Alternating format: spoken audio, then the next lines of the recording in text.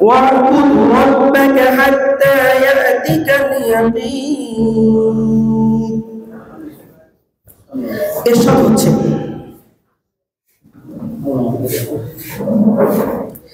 যারা আল্লাহর সাথে অন্য কাউকে ইলাহ বলে গণ্য করে শীঘ্রই তারা জানতে পারবে। আমি জানি এরা তোমার সম্বন্ধে যেসব কথা বানিয়ে বলে তাতে তুমি মনে ভীষণ ব্যথা পাও।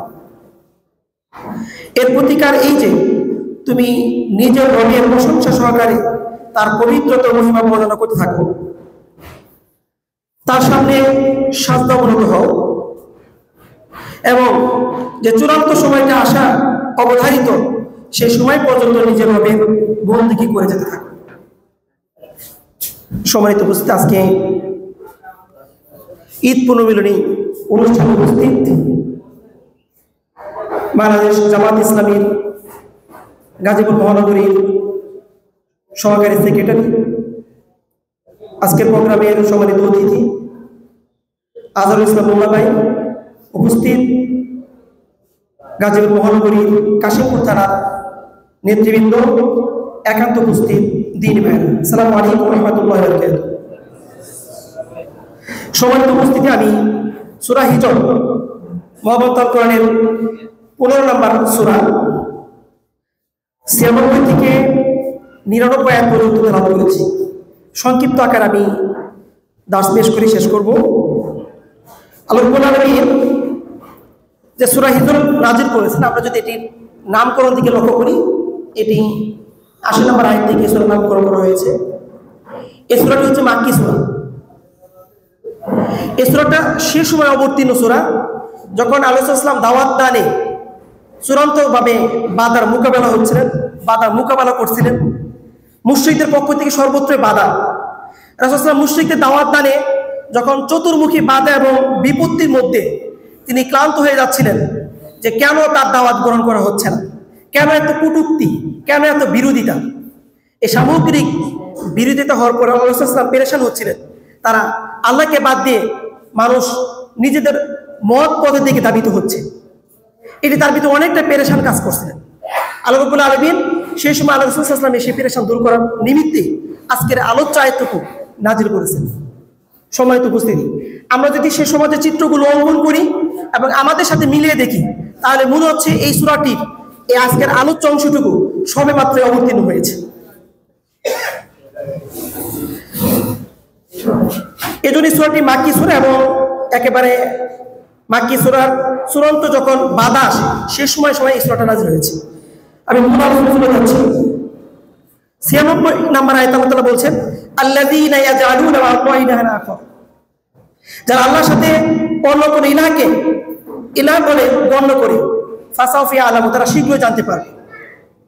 প্রিয় উপস্থিতি, সে সময় আল্লাহকে বাদ দিয়ে যখন আল্লাহ সাল্লাল্লাহু আলাইহি ওয়াসাল্লাম দ্বীনে দাওয়াত নিয়ে আসছিলেন, তাওহীদের বাণী ভূমিত করার লক্ষ্যে মানুষের দয়ারে দয়ারে যখন দাওয়াত পৌঁছাচ্ছিলেন, সাহাবী আজমাইন রাদিয়াল্লাহু তাআলা আনহু যখন আল্লাহ রাসূলকে সাহায্য করার নিমিত্তে দ্বীনের দাওয়াত সর্বত্র ছড়িয়ে দিচ্ছিলেন, তখন মুশরিকদের পক্ষ থেকে বাধা আসছিলেন এবং তারা আল্লাহকে বাদ দিয়ে নিজেদের মত অনুযায়ী চলার চেষ্টা করছিলেন, আল্লাহর সাথে শিরক করছিলেন। তারা জানেন আল্লাহকে রব হিসেবে গ্রহণ করা মানে হচ্ছে নিজের ক্ষমতাকে নিজের ক্ষমতার মস্তক থেকে বেরিয়ে আসা। কারণ তৎকালীন সময় মুশরিকরা ক্ষমতার মস্তকে বসেই আল্লাহ সাল্লাল্লাহু আলাইহি ওয়াসাল্লামের বিরোধিতা করেছিলেন। আল্লাহ সাল্লাল্লাহু আলাইহি ওয়াসাল্লামকে প্রস্তাব দেওয়া হয়েছিল, আপনি যদি লক্ষ্য করেন আল্লাহ সাল্লাল্লাহু আলাইহি ওয়াসাল্লাম যে দাওয়াত দিচ্ছিলেন সেই দাওয়াত থেকে বিরত রাখার জন্য মুশরিকদের একটা প্রতিনিধি প্রস্তাব দিয়েছিল যে আপনি যদি মক্কার সবচেয়ে সুন্দরী রূপসী নারীকে বিয়ে করতে চান, আমরা সেটা ব্যবস্থা করে দেব। আপনি যদি ক্ষমতা চান সেটা আমরা দেব, আপনি যদি যা চান সেটা আমরা দেব, তবু এই দাওয়াতটা বন্ধ রাখুন। আল্লাহ সাল্লাল্লাহু আলাইহি ওয়াসাল্লাম বলছিলেন, আমাকে যদি ডান হাতে সূর্য এবং বাম হাতে যদি চাঁদ নিয়ে আসা হয়, তবু আমি এই কাজ থেকে বিরত থাকবো। বাংলাদেশের প্রেক্ষিতে আমরা যে দাওয়াত দিচ্ছি, এই দাওয়াত কি জামাত ইসলামের কোনো দাওয়াত দিচ্ছি? এই দাওয়াত দিচ্ছি আল্লাহকে ইলাহ হিসেবে গ্রহণ করা দাওয়াত দিচ্ছি, আল্লাহকে আইনদাতা হিসেবে, বিধানদাতা হিসেবে, আল্লাহকে সামগ্রিক জীবন ব্যবস্থায় তাকে গ্রহণ করার জন্য কি আমরা গোটা মানব জাতির নিকট দাওয়াত দিচ্ছি। এই দাওয়াত আম্বিয়া কেরামে রেখে দেওয়া দাওয়াত, এই দাওয়াত আল্লাহ সাল্লাল্লাহু আলাইহি ওয়াসাল্লামে রেখে দেওয়া দাওয়াত, এই দাওয়াত সাহাবী আজমাইনদের রেখে দেওয়া দাওয়াত। সুতরাং এই দাওয়াতে যারা বিরোধিতা করছেন, ইতিপূর্বে যারা বিরোধিতা করেছেন, তাদের ব্যাপারে বলছে ফাসাউফা ইয়ালামুন, তারা শীঘ্রই জানবে। আমরা যদি লক্ষ্য করি এই সূরাতে অন্যান্য নবীদের ব্যাপারে উল্লেখ করা হয়েছে, সেখানে আদ জাতি, সামুদ জাতি, তাদের পরিণতি কি হয়েছিল বাধা দেওয়ার কারণে। আবু জেহেল, উকবা, সাহেবাদের কি পরিণতি হয়েছে। আজকে বাংলাদেশের প্রেক্ষিতে আল্লাহকে ইলা হিসাবে গ্রহণ না করে নিজেদের তন্ত্র মন্ত্র যে তার জীবন গঠন করবে, যেভাবে সূরা আল ইমরান 85 নম্বর আয়াতে আল্লাহ তাআলা উল্লেখ করেছেন, ওয়া মা ইয়াবতাগি গায়রুল ইসলামি দীনান ফালা ইউকবালা মিনহু ওয়া হুয়া ফিল আখিরাতি মিনাল খাসিরিন। ইসলাম ব্যতীত অন্য কোন মতদর্শকে যে গ্রহণ করবে আল্লাহর কাছে এটা গ্রহণযোগ্য নয়। যারা ইসলাম বাদ দিয়ে অন্য কোন মতদর্শকে গ্রহণ করবে, কিয়ামতের দিন সে ক্ষতিগ্রস্তের মধ্যে পড়ে যাবে। প্রিয় ভাইরা, আজকে ইসলাম বাদ দিয়ে যত প্রকার মতদর্শ রাজনৈতিক পরিচালিত হচ্ছে, এই সব হচ্ছে কুফরি মতবাদ, সব হচ্ছে জাহিলের মতবাদ। ইসলাম বাদ দিয়ে অন্য কোন মতদর্শন গ্রহণ করা, এটি আল্লাহকে বাদ দিয়ে অন্যকে ইলাহ হিসেবে গ্রহণ করারই নামত্ব। যারা আজকে ইসলামের বিরোধিতা করেছেন, তাদের পরিণতি বাংলাদেশের প্রেক্ষিতে ইতিমধ্যে আমরা 5 আগস্টের মধ্যে দিয়ে দেখতে পেরেছি। এর হচ্ছে কি ফাসাউফা ইয়ালামুন। এখনো যারা ইসলামকে বাদ দিয়ে অন্য কোনো মতদর্শকে ইসলামিশ করার জন্য বাংলাদেশের মানুষকে আহ্বান করছে, তাদের পরিণতি 5 আগস্টের মধ্যেই হবে। যা ইতিপূর্বে আদ জাতির যে পরিণতি হয়েছিল, সামুদ জাতির পরিণতি হয়েছিল, আবু জেহেল, উকবা, সাহেবাদের পরিণতি হয়েছিল, তাদের পরিণতি একই হবে। তাই আসুন আমরা আল্লাহকে একমাত্র ইলাহ হিসেবে গ্রহণ করব। এরপরে আল্লাহ তাআলা বলছেন, ওয়ালাকাদ না'লামু আন্নাকা ইয়াদিকু সাদরুকা বিমা ইয়াকুলুন, আমি জানি হে আল্লাহর রাসূল, তোমাকে যারা মুশরিকরা যে ধরনের কথাবার্তা বলে তোমাকে ত্যক্ত বিরক্ত করছে, এটি তোমার হৃদয়ে যে কি পরিমাণ ব্যথা, এটা আমি অনুভব করি। এটা আল্লাহ তাআলা জানেন। সুতরাং আমরা যে আন্দোলন করছি, এই আন্দোলনের যিনি সিপাশালা, তাকে জাদুকর বলা হয়েছে, গণক বলা হয়েছে, কবি বলা হয়েছে, মক্কা নগরী থেকে বের করে দেওয়া হয়েছে। সুতরাং আমরা যদি সত্যিকার তার পথ অনুসরণ করি, আমাদেরকে 71-এর ট্যাগ দেওয়া হবে, এটাই স্বাভাবিক। আমাদেরকে বিভিন্ন ধরনের ট্যাগ দিয়ে এদেশ থেকে ইসলামী আন্দোলন ইস্টাবলিশ না হয়, এদেশের মানুষজন ইসলাম গ্রহণ না করে, ইসলামের আলোকে নিজেদের জীবন ব্যবস্থাকে গ্রহণ না করে, এজন্য নানানভাবে ইসলামপন্থীদেরকে বিভাজন সৃষ্টি করার জন্য নানানভাবে চক্রান্ত করবে, এটাই স্বাভাবিক। সুতরাং তাদের ত্যাগে কি আমরা কি নিজেদের খুব ব্যতীত হব? ব্যতীত হব না।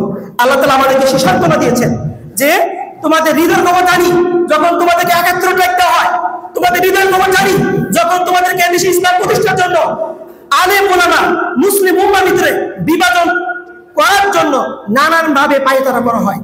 এই দুঃখ তোমাদের ভিতরে আছে সেটা আমরা জানি, এটা আল্লাহ তাআলা বলেছেন। সুতরাং আমাদের হৃদয়ে কি কষ্ট থাকা উচিত আছে? আমাদের হৃদয়ের কোনো কষ্ট থাকা উচিত নয়, বরং আল্লাহ দ্বীন প্রতিষ্ঠার জন্য আমাদেরকে হৃদয়ে প্রশস্ত মন নিয়ে আল্লাহ সাল্লাল্লাহু আলাইহি ওয়াসাল্লামকে অনুসরণ করে বিভিন্ন নানান অপবাদ সহ্য করে আমরা আমাদের কর্মসূচি বাস্তবায়ন করতে চাই ইনশাআল্লাহ। আমাদের কর্মসূচি এই প্রেক্ষিতে কি হবে? আল্লাহ তাআলা পরের আয়াতে বলছেন, নানানভাবে যে আমাদের ত্যাগতে হবে, আমাদের ব্যাপারে অপদস্থ করা হবে, নানান শব্দ দিয়ে নানান বিভিন্ন নেগেটিভ দাঁড় করে আমাদেরকে ইসলাম থেকে বিমুখ করার চেষ্টা করবে, মানুষের কাছ থেকে বিমুখ করার চেষ্টা করবে, তার এগেইনস্টে আমাদের কর্মসূচি কি হবে?